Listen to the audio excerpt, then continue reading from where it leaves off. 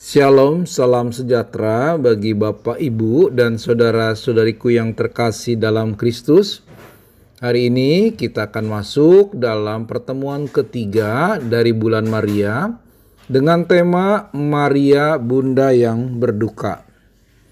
Marilah kita awali pertemuan hari ini dengan lagu pembuka yang diambil dari puji syukur nomor 651 yang berjudul Ketika Badai Menerjang. Sesudah lagu pembuka, kita awali pertemuan dengan doa pembuka. Marilah kita berdoa bersama-sama. Dalam nama Bapa dan Putra dan Roh Kudus. Amin. Allah Bapa di surga, kami bersyukur bahwa pada hari ini kami boleh bersama dengan umat di lingkungan kami untuk mengenal pribadi Bunda Maria yang berduka atas nubuat yang dikatakan oleh Simeon, namun tetap tabah menghadapinya, karena ia mengetahui itulah yang dikehendaki Allah akan terjadi padanya. Demi Kristus, Tuhan dan pengantara kami. Amin. Marilah kita lanjutkan dengan doa tobat. Saudara-saudariku yang terkasih, sebelum kita mendengarkan sabda Allah, marilah kita menyiapkan diri dengan mohon ampun kepada Allah atas dosa-dosa kita. Saya mengaku kepada Allah yang Maha Kuasa dan kepada saudara sekalian bahwa saya telah berdosa dengan pikiran dan perkataan, dengan perbuatan dan kelalaian. Saya berdosa, saya sungguh berdosa. Oleh sebab itu, saya mohon kepada Santa Peruan Maria, kepada para malaikat dan orang kudus, dan kepada saudara sekalian, supaya mendoakan saya pada Allah Tuhan kita. Semoga Allah yang Maha Kuasa mengasihani kita, mengampuni dosa kita, dan mengantar kita ke hidup yang kekal. Amin. Marilah kita bersama mendengarkan firman Tuhan yang diambil dari Lukas 2 ayat 25 sampai 35. Tuhan besertamu dan sertamu juga. Inilah Injil Yesus Kristus menurut Santo Lukas. Dimuliakanlah Tuhan. Nubuat Simeon. Dan ketika genap 8 hari dan ia harus disunatkan, ia diberi nama Yesus, yaitu nama yang disebut oleh malaikat sebelum ia dikandung ibunya. Dan ketika genap waktu pentahiran, menurut hukum Taurat Musa, mereka membawa dia ke Yerusalem untuk menyerahkannya kepada Tuhan. Seperti ada tertulis dalam hukum Tuhan, semua anak laki-laki sulung harus dikuduskan bagi Allah. Dan untuk mempersembahkan korban menurut apa yang difirmankan dalam hukum Taurat, yaitu sepasang burung tukukur atau 2 ekor anak burung merpati. Adalah di Yerusalem seorang bernama Simeon. Ia seorang yang benar dan saleh yang menantikan penghiburan bagi Israel. Roh Kudus ada di atasnya, dan kepadanya telah dinyatakan oleh Roh Kudus bahwa ia tidak akan mati sebelum ia melihat Mesias, yaitu Dia yang diurapi Tuhan.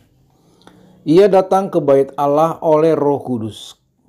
Ketika Yesus anak itu dibawa masuk oleh orang tuanya untuk melakukan kepadanya apa yang ditentukan hukum Taurat, ia menyambut anak itu dan menatangnya sambil memuji Allah. Katanya, "Sekarang Tuhan, biarkanlah hamba-Mu ini pergi dalam damai sejahtera sesuai dengan firman-Mu, sebab mataku telah melihat keselamatan yang daripada-Mu, yang telah Engkau sediakan di hadapan segala bangsa, yaitu terang yang menjadi pernyataan bagi bangsa-bangsa lain, dan menjadi kemuliaan bagi umat-Mu Israel."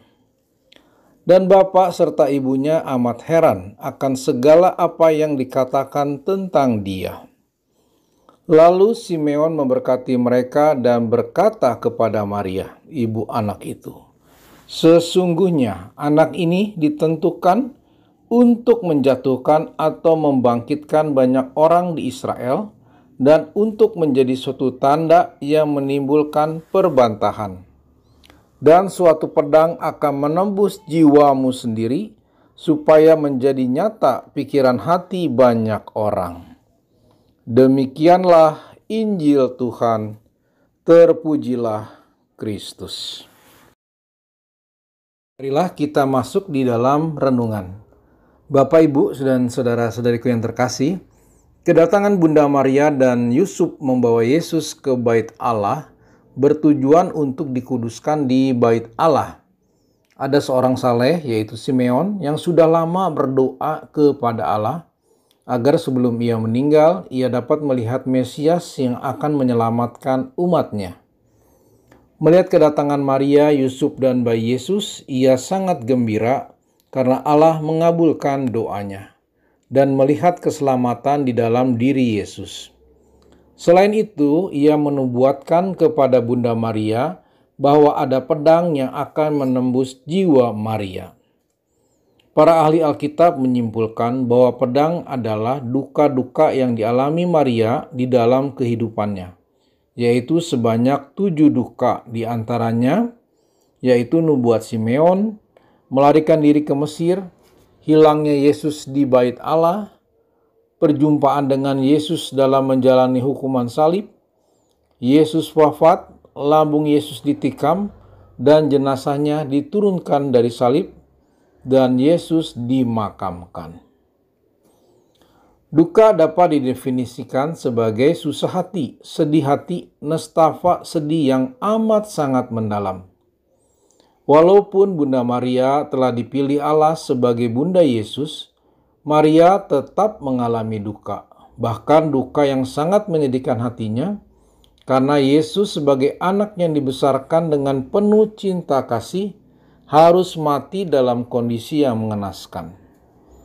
Hal ini menjadi refleksi bagi kita, bahwa sebagai manusia kita pun dapat mengalami duka kehilangan orang yang dicintai. Tetapi di dalam perjalanan hidupnya, setelah kematian Yesus, Bunda Maria yang awalnya sangat berduka kehilangan anak yang dikasihnya, ia menjalankan hidupnya penuh iman dan harapan, apalagi setelah ia melihat bahwa anaknya hidup kembali.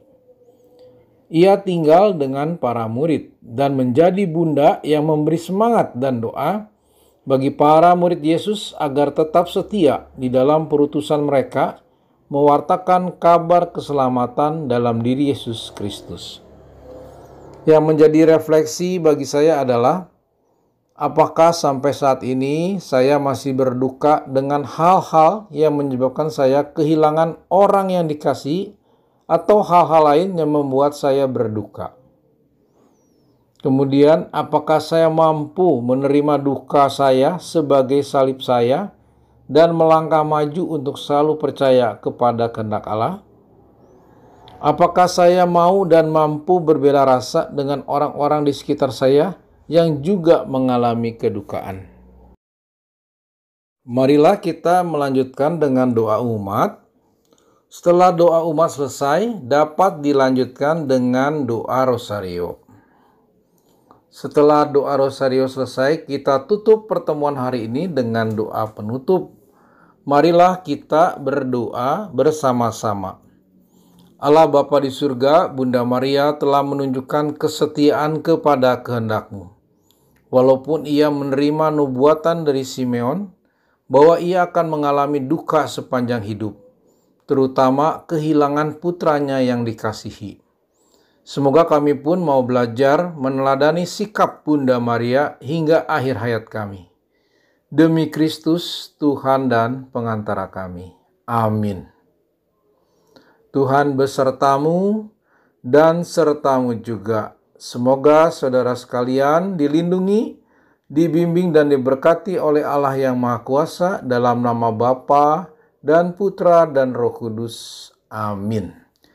Demikianlah Bapak, Ibu, dan saudara-saudariku yang terkasih, pertemuan ketiga di bulan Maria sudah selesai.